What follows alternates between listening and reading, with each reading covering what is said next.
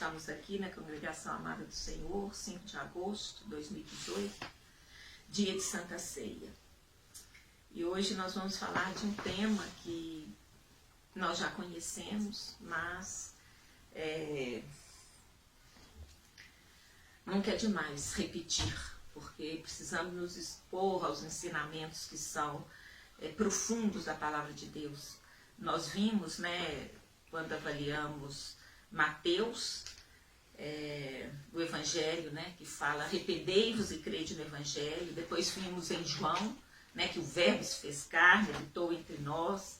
Vimos o batismo no Espírito Santo, que é a conexão, a parte de Deus aqui na terra, quando Jesus subiu aos céus. Vimos que sem ressurreição é vã a nossa fé. E agora mais um princípio, que é a relação da igreja com Israel, sem a qual o plano de Deus não se completa. Então vamos lá. Mateus 1:1. Está escrito: livro da geração de Jesus Cristo, filho de Davi, filho de Abraão. Então o que a gente tem aqui? Geração. Geração já fala de elo, de sequência, Geração de Jesus Cristo. Então ele aparece aqui como filho de Davi, filho de Abraão.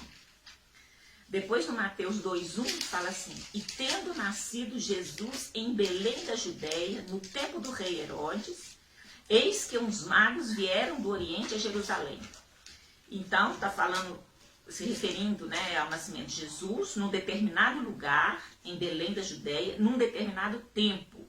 Porque Jesus existiu historicamente. E quando se refere ao rei Herodes, historicamente ele é um personagem, ele existe, então estamos nos referenciando a um lugar, a um tempo, e não só a uma região, a uma cidade, que ele nasceu em Belém da Judéia, mas que os magos vieram a Jerusalém. Então estamos conectando aqui Jerusalém. Mas no versículo seguinte, Mateus 2:2, diz, os magos vieram, dizendo: onde está aquele que é nascido rei dos judeus? Porque vimos a sua estrela no Oriente e viemos adorá-lo. Então está aqui Jesus como rei dos judeus. Ele nasceu na Judéia, nasceu em Belém, da geração de Davi, da geração de Abraão. Ele é judeu, cumpriu todos os princípios sobre os quais estão escritos dele nos livros, nos profetas. E aí, um tiquinho mais à frente, Mateus 2:6, diz assim: e tu, Belém, terra de Judá, de modo nenhum és a menor entre as capitais de Judá, porque de ti sairá o guia que há de apacentar o meu povo Israel. Então, estamos vendo aqui palavras-chave, Jesus Cristo, Davi, Abraão, Belém da Judéia, Jerusalém, rei dos judeus, Belém como terra de Judá, e Jesus que será apacentar o meu povo Israel. Então, apenas nesses 4 versículos do primeiro evangelho de Mateus, nós já vemos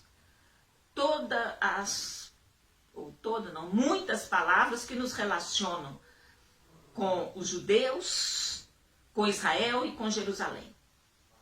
Então vamos continuar nossa análise, seguindo os versículos bíblicos. Então vamos lá em João 1:4. Ele achou primeiro seu irmão, Simão, e disse-lhe: havemos achado o Messias, que traduzido quer dizer Cristo. Então a própria Bíblia está dizendo quem é o Messias, é Jesus. O Messias anunciado é Jesus. A própria palavra fala disso. Então vamos a alguns outros passagens. Em 2 Samuel 23, nós vamos ler e diz: quando Davi chegou à sua casa em Jerusalém. Então nós estamos falando não de um Davi qualquer, mas o Davi judeu que reinou em Jerusalém. Então é o Davi que morava em Jerusalém. Então a cidade aparece novamente aqui. Primeiro os magos, vieram do Oriente, vieram adorá-lo. Quer dizer, havia sinais nos céus, essas pessoas seguiram uma estrela e procuravam a Jesus, porque ele é um acontecimento que interferiu na vida de todos os homens. Então, Davi chegou à sua casa em Jerusalém. E em 1 Reis 11:32 diz assim: ele, porém, no caso está se referindo a Roboão, terá uma tribo por amor de Davi, meu servo, e por amor de Jerusalém, a cidade que escolhi dentre todas as tribos de Israel. Então nós vemos de novo a conexão de Jesus a Davi, Davi a Jerusalém, Jerusalém a Israel. E aí vamos então ao Novo Testamento, em Efésios 2:11. O que está dizendo? Portanto, lembrai-vos de que vós, noutro tempo, éreis gentios na carne, chamados incircuncisão, pelos que na carne se chamam circuncisão, feita pelas mãos dos homens. O que está dizendo aqui? Lembrai-vos que vós, quem? Nós, os gentios, né? Chamados em circuncisão, porque nós não tínhamos o sinal que Deus deu a Abraão para que sejam circuncidados. Os judeus são circuncidados. Então, eles são chamados circuncidados. Aí, Efésios, nessa carta, Paulo está nos dizendo quem éramos nós.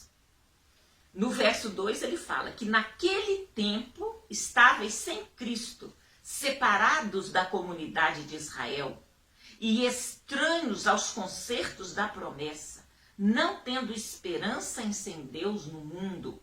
Então esses versículos estão aqui ratificando a importância da promessa, a importância da palavra, a importância dos judeus, a importância do plano de Deus que vai se cumprindo, se cumpre em todos os detalhes. E aqui Paulo está nos falando quem éramos nós. Nós estávamos afastados do Senhor, nós éramos estranhos à promessa, porque inicialmente a promessa foi feita para os judeus. E em Jesus, Filho de Deus, que morreu, ressuscitou, daí, pela ressurreição, nós nos tornamos um. Então, no verso 13 diz assim: mas agora em Cristo Jesus, vós que antes estáveis longe, já pelo sangue de Cristo, chegastes perto. E no 14 diz assim: porque ele, quem? Jesus, é a nossa paz, o qual de ambos os povos fez um, e derrubando a parede de separação que estava no meio. Que povos são esses?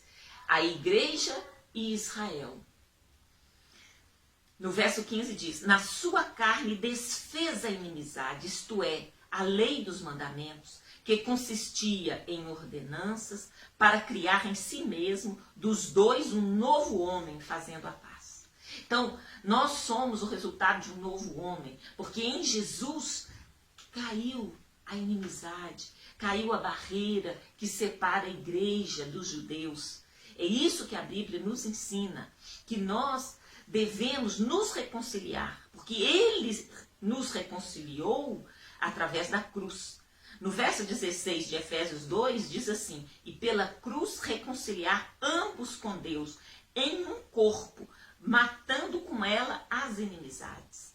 Então, as coisas de Deus são e parecem ser. Então aqui é um propósito, um projeto de Deus. E nós devemos, se nós nos dizemos cristãos, nós devemos seguir o que a Bíblia fala. E a Bíblia fala que não deve haver inimizade entre nós e Israel. Então o que devemos fazer? O que a igreja deve fazer? Então, nós devemos o quê? Consolar Israel. Baseado em quê? A história é longa, são muitos detalhes, nós sabemos que houve juízo, que Jerusalém já foi destruída várias vezes, que a própria palavra fala que eles, que sobre eles haveria um julgo, uma cobrança maior. Mas lá em Isaías 40, no verso 1 e 2, diz assim: consolai, consolai o meu povo, falai benignamente a Jerusalém, e bradai-lhe que a sua malícia é acabada, e que a sua iniquidade está expiada, e que já recebeu em dobro da mão do Senhor por todos os seus pecados. Então é bíblico, nós devemos consolar Israel, devemos orar por Israel. Mas esse Israel é quem? É um Israel fictício? Um Israel é daquele tempo. Não, é o Israel que existe hoje. Porque a nação de Israel, ela cumpriu uma promessa e em 1948, após a quase aniquilação do povo judeu pelo Holocausto, nasceu ao 3º ano, a guerra acabou em 45, em 48 surgiu o Estado de Israel. Então é o Israel físico. As coisas de Deus, elas são espirituais, mas elas se manifestam na terra, elas são reais. Então, esse consolar Israel é o Israel hoje. É o Estado de Israel. Orar por Israel também está lá em Isaías 62. São vários versos, eu vou ler apenas um, que diz assim, o verso 6. Ó Jerusalém, sobre os teus muros pus guardas, que todo dia e toda noite de contínuo se não calarão. Ó vós, o que fazeis menção do Senhor, não haja silêncio em vós. Nem estejais em silêncio até que confirme, até que ponha a Jerusalém por louvor na terra. Então isso é promessa bíblica e nós como igreja devemos cooperar para que essa promessa se cumpra. Devemos orar por Israel. Devemos abençoar Israel, seu povo, interceder por Israel. E sabemos que a intercessão é mais do que orar, é se colocar no lugar, é buscar reconhecer. Devemos contribuir, se possível, financeiramente por Israel. Há um mito que Israel é rico, é milionário, isso não é verdade. Eles têm sim a bênção de Abraão, mas muitos passam lutas, dificuldades, muitos têm uma vida muito pior do que a nossa no Brasil. Eu tive a oportunidade de visitar algumas vezes e é muito triste você ver pessoas de alto gabarito, de grande qualificação, trabalhando como caixa de banco, caixa de lanchonete, porque é o único lugar que recebe os judeus. Então muitos fogem das perseguições que ainda existem no dia de hoje. Então a vida é muito sofrida mesmo. Então o que a igreja deve fazer? Repetindo, abençoar Israel, seu povo, interceder por Israel, contribuir financeiramente. Há muitas ONGs, há muitos ministérios. E, se possível, visitar Israel. E também é importante esse papel, entender o papel de Israel no plano de Deus. Então vamos buscar a palavra. Se você busque ao Senhor, porque o Senhor fala hoje. Busque o Senhor, deixa para trás todo o preconceito, tudo aquilo que nos foi ensinado, teoria da substituição, que Israel pecou, que Israel matou Jesus, por isso que o Senhor abandonou. Mas você vai encontrar na Bíblia versículos que contradizem essa imagem. Diz que o Senhor não rompeu a sua aliança com Israel. A gente vai lá, em Jeremias 31, fala assim, se o sol não mais existir, se as ordenanças... diz assim, assim diz o Senhor, que dá o sol para a luz do dia, as ordenanças da lua e das estrelas para a luz da noite, que fende o mar e faz branir as suas ondas, o Senhor dos exércitos é o seu nome. Se desviarem estas ordenanças de diante de mim, diz o Senhor, deixará também a semente de Israel de ser uma nação diante de mim para sempre. Então nunca, o Senhor não rompeu a aliança está firme. E nós como igreja devemos cumprir o nosso papel de consolar, de orar, de abençoar, interceder, contribuir, visitar e entender o papel. Essa foi apenas uma breve fala sobre Israel. E nós nunca devemos esquecer que Jesus foi judeu, Jesus cumpriu tudo que dele estava escrito e nós devemos amar Israel. Essa camisa aqui, está escrito Rinei-me, quer dizer, eis-me aqui, eu me importo. E assim nós, como igreja do Senhor, devemos nos importar com o que acontece com os judeus, nos importar com o que acontece em Israel. E sabemos que há uma campanha ferrenha. Eu posso dizer que é uma campanha do inferno para destruir Israel, para destruir a moral. Há, inclusive, uma campanha de bloqueio, desinvestimento, sanções contra Israel. É um movimento que, assim, só pode ter sido gerado no inferno, porque Israel é a única democracia do Oriente Médio, é o único país que tem princípios, ainda pela palavra de Deus, e o mundo cria uma lei para Israel e outra para tudo que acontece. Para os outros vale, mas para Israel não pode. Então vamos olhar segundo a palavra de Deus. Vamos olhar para Israel segundo aquilo que a Bíblia está dizendo. E o último verso, Salmo 122, 6 diz: orai pela paz de Jerusalém, prosperam aqueles que te amam. Ainda que seja por amor próprio, por cumprimento de profecia, ore e abençoe Israel para o seu próprio bem.